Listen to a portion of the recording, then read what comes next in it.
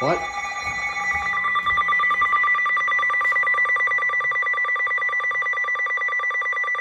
National Weather Service in the Twin Cities has issued a severe thunderstorm warning for southeastern Chicago County, northeastern Washington County, northwestern St. Croix County, south central Polk County, and northwestern Wisconsin until 12:30 p.m.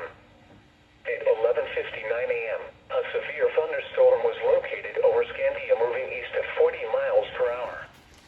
Expected hazards include 60-mile-per-hour wind gusts and quarter-size hail.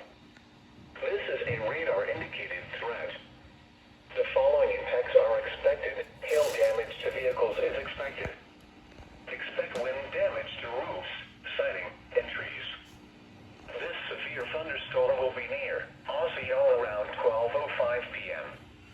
Other locations in the path of a severe thunderstorm include Millersburg and Star Prairie. For your protection, move your interior room on the lowest floor of a building.